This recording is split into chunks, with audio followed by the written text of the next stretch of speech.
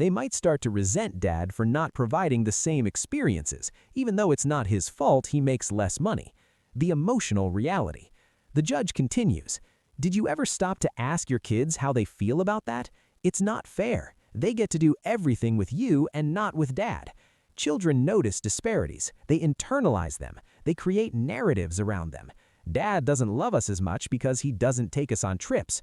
Mom is better because she has money. These aren't true, but kids don't understand income inequality. They just see the difference in lifestyle. Child support isn't charity. It's about creating stability and equity for the children across both households.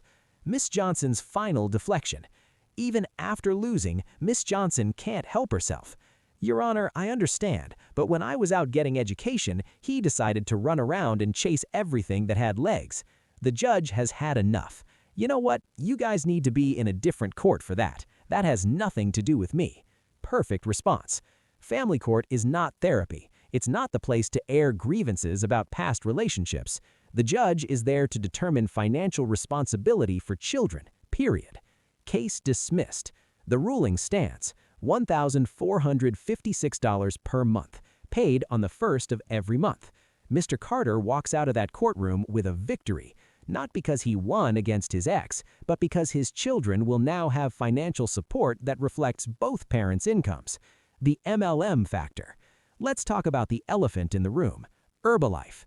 Herbalife is a multi-level marketing company. Some people call it a pyramid scheme, others defend it as legitimate direct sales.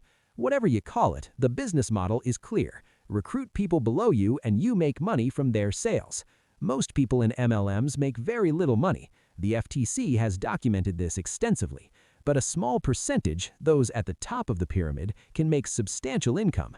Miss Johnson apparently is one of those rare success stories. She's making $25,000 a year from Herbalife on top of her $125,000 salary.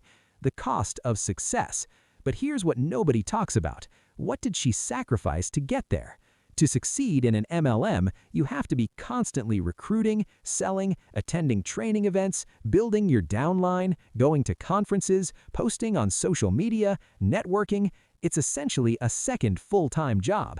And Miss Johnson admitted in court she's been traveling for training. She's been gone for 7 weeks. She chose her Herbalife empire over seeing her children. The prioritization problem. This case isn't really about Herbalife specifically. It's about priorities. Miss Johnson prioritized her career, her side business, her lifestyle, vacations, luxury, her children, a distant fourth.